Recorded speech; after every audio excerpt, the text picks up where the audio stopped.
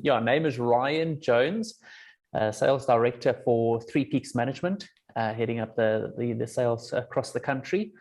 And essentially, Three Peaks Management is three divisions: short-term insurance brokerage, debit order facility, and an in-house debt collection team.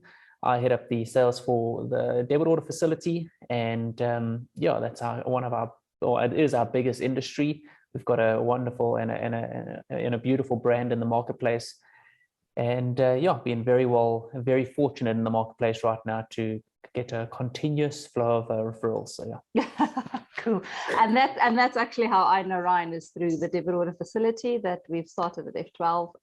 It's been absolutely fantastic for us at FTwelve, so that was fantastic. And thank you to the connection that put us in contact. I appreciate that.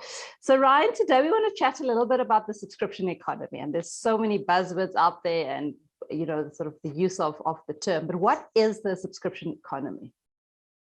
So I'll tell you, yeah, so there's an entrepreneur and a founder and a CEO in the US, Tien Tzuo.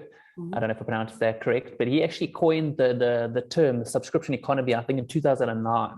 We actually saw that there's going to be, obviously at that time, and we're seeing it massively now, there's a shift in business models. From businesses going from your kind of ad hoc payment, buying things outright, etc., whereas people don't want to own things now today. They would rather just rent it or lease it.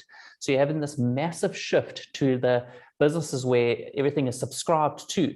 Think Airbnb, think Uber, think Zero, think all those kind of platforms. People subscribe to it instead of owning it. And yeah, there's been that massive shift over the years, and I think it's a brilliant business model. So is subscription billing, it's such a broad term, right? So is there one type of subscription models, or are there many that's out in the marketplace? There are many. Yeah, definitely not one size fits all. There's many, but there's four predominant ones. I think, yeah, the first one is like the pay per use, if I may call it that. You pay per user, where you often see that within the software industry, the SaaS platforms, all your SaaS platforms are charging per user or per license fee, which is very, very common. And obviously, the great thing about that model is it's predictable growth. You can scale it, and you can actually project as to where you'll be in 6 months, a year, etc., if you continue with the trajectory that you're doing right now. Another one is obviously your flat fee or all-inclusive fee. When you consider obviously the accounting market, a lot of the accounting market has gone to a retainer model where it's all-inclusive, or a gym membership fee is all-inclusive, etc. Another one is obviously your tiered structure, where obviously the higher the package, the more benefits you get. Often when you go onto websites, you can see if you start on this package, you'll get a small amount of kind of benefits. Then you move on to a bigger package and you get more benefits. Then you get into like an enterprise package where you get everything. So that's obviously another kind of model that's obviously come about. And the last one, which is also very, very well patronized, when you talk about a usage-based kind of model, where to once again think about Airbnb, think about Uber, where you subscribe to the service, but you're not paying anything. You only pay when you use. It's also known as the pay as you go option. So you've got a lot of kind of businesses moving into that particular kind of product or service line right now as well. So just thinking about, so in my personal capacity, I make use of pretty much every one of those business models that you've just mentioned. So what is the benefits of a subscription model like that for small businesses? Well, yeah, I must say, there's many benefits, but for me, I love the business model, because if you think about, if you've got a subscription model for yourself, for your business, etc., some of the things that you'll obviously immediately be very relevant for you and immediately attract you is you are able to attract more customers. You don't have to have a customer and have them outlay capital to obviously buy your product or your service, etc. So they can actually subscribe to it, which means that you can actually take on a lot more customers a lot quicker. There's, like I said, no layout, as well as you've got a trial period.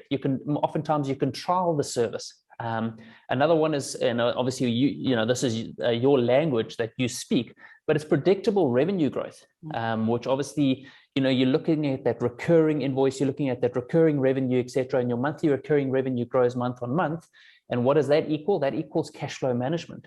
When you look at also the current users for a lot of businesses out there actually become the biggest, how do I word this, the biggest benefactors to that product or that service, because they're the ones that give feedback, and the feedback allows the business to actually grow and enhance the product or the service. So the current customers become the biggest advocates of the system or the service, and you're able to grow from there.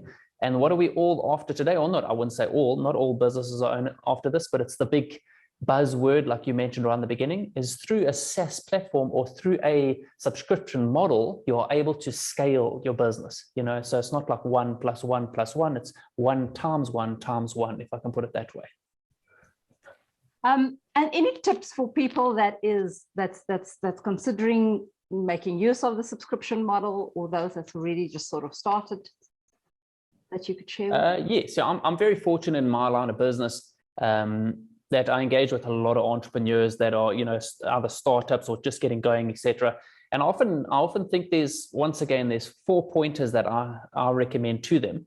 Firstly, is to have a minimum viable product and to have a target market. I think there's so many entrepreneurs out there that, you know, see this opportunity to scale quickly and they just try to be all things to all men.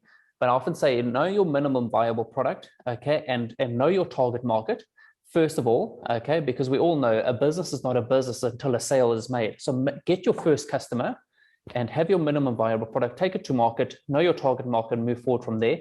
Second thing I would say is to wow your customers with the onboarding experience. There's so much competition out there today that so many products are virtually the same. But if you wow your customer with an onboarding experience like second to none, that's what differentiates you in the marketplace right now. A third thing is it's an absolutely essential thing, is to implement a frictionless payment system. So, you know, whether you choose a credit card as a payment system is the right for your market, whether you consider a QR code is the right thing for your market, like a Zap or a SnapScan, or it might be an instant EFT, or is it a recurring debit order facility? Whatever option you have, okay, whichever one you implement needs to be seamless, so that when your customer onboards and they go through the payment system, you don't lose them during that process. And then the very last thing is obviously to develop, as we know in business, to develop strong relationships with your customers. The deeper that you dig with your customers into the relationships, they're the ones that give you the feedback. They are the ones that generate ongoing business for you. So yeah, that's what I would recommend. First, your MVP, your minimum viable product for the target market, while your onboarding experience, frictionless payment system, and as well as dig deep into your existing clientele. Ryan, thank you so very much for those pearls of wisdom. I think in terms of the four tips that you've mentioned now, I think that is so important, and we've taken it to heart at FTwelve, and we've seen it with our partners and we've seen it with our customers. So thank you so very much for chatting to us today, Ryan. We appreciate it. We appreciate your time. Thank you. Pleasure, and thank you for the opportunity. Look forward to engaging further soon.